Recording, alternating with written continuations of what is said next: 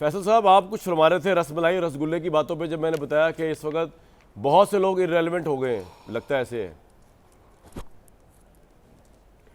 नहीं, मैं उससे पहले आपको ये जो आपने खातून का शॉट सुनाया ना नरेंद्र मोदी की, तो उस पर मैं just to on the lighter part, वो जब हज पे एक खातून थी तो वो शैतान को रख के जो ना जुतियाँ मार रही थी। अच्छा, तो उन्हें कहा कि एनू भी तो पता लगे सकीना सियालकोटों आई है। तो मुझे लगता है कि माई भी कोई इस किस्म की जूतियाँ मार रही थी नरेंद्र मोदी को, और सही मार रही थी। सही है। तो दूसरी बात यह है कि जो अभी की है ना अरशाद भट्टी साहब ने बात, देखिए जो सियासत में होता है वो इवेंट्स मैटर करते हैं।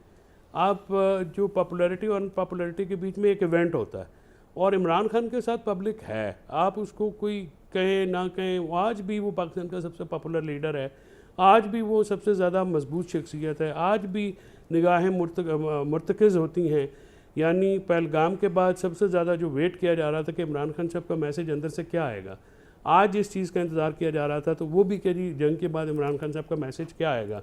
हिंदुस्तान में ये तवक्को थी कि शायद वो अपने इख्लाफात को पाकिस्तान के ऊपर रखेंगे, ज़ाती जो हैं मुफादात को वो आगे रखेंगे, लेकिन उन्होंने बहुत सारे सियासी लीडरों की तरह ज़ाती मुफादात को या ज़ाती ताल्लुकात को मुल्क पे तरजीह नहीं दिया, मुल्की मुफाद को हमेशा सामने रखा।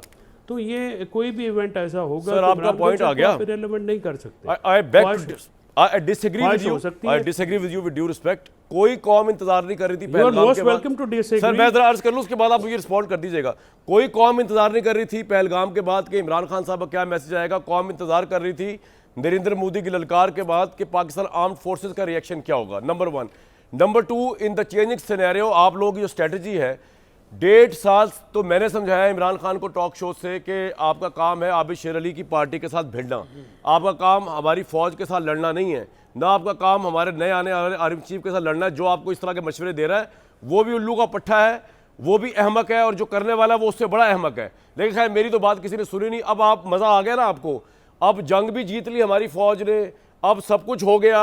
अब वो शहबाज शरीफ साहब भी उसके बेनिफिशियरी हैं कि प्राइम मिनिस्टर तो वही हैं, आपका प्राइम मिनिस्टर जो है वो अंदर बैठा है, वो आपका अपोजिशन लीडर जो है उसमें इतनी उनमें अक्ल व फरासत और कॉमन सेंस है, वो कहता है हमारे प्राइम मिनिस्टर इमरान खान। वो इस तरह कहने से प्राइम मिनिस्टर बन जाएगा यार?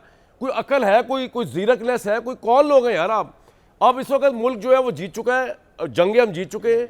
शहबाज शरीफ साहब एज प्राइम मिनिस्टर बेनिफिशियरी हैं, और सारी दुनिया को पता है कि जंग जो है वो आर्म्ड फोर्सेस ने जीती है, वो जो आसिफ मुनीर ने जीती है, वो एयरफोर्स ने जीती है, वो नेवी ने जीती है। आपका लीडर रेलेवेंट हो चुका है मेरे भाई, और ये उसकी अपनी हमाकतों की वजह से रेलेवेंट है। No you can respond back. जी, आप बताएं। Thank you. ये जो आपने तकरीर फरमाई है ये बिल्कुल ठीक बात है, लेकिन इसमें 2 बातें मैं आपको, पहलगाम के बाद इमरान खान साहब की ट्वीट इंटरनेशनली और नेशनली सबसे ज़्यादा देखे जाने वाला पैगाम है। सो जो उनका ट्वीट है वो खुद ही इस बात का जो मज़र है कि उनकी चीज़ जो है वो सबसे ज़्यादा लोग अवेट करते हैं। सो ये फैक्चुअली इनकरेक्ट बात है। दूसरी बात यह है कि जब अटैक हुआ है तो डेफिनेटली उसमें तो कोई दूसरी बात नहीं है। जिस तरह से इंडिया ने इंटरनेशनल लॉज को वायलेट किया, पहले इंडस वाटर ट्रीटी में, उसको वायलेट करके फिर हमारे सिविलियंस को, हमारी वर्शिप प्लेसेस को, हमारे शहरियों को शहीद किया। 7 साल का मासूम मर्तज़ा, जिसके लिए जो है my heart goes out for him, और मैं उनकी फैमिली को, उनके वालिद को जो कि सर्विंग का लेफ्टिनेंट कर्नल हैं, उनकी हिम्मत को दाद देता हूँ कि जिस तरह से उन्होंने फिर उसका फिर बदला लिया हमारी नेशन ने। सो वो एक अलहदा बात है। दूसरी बात ये है, देखिए जो पॉलिटिकल आपकी एक चीज़ें होती हैं जिनको आप ये कह सकते हैं कि कुछ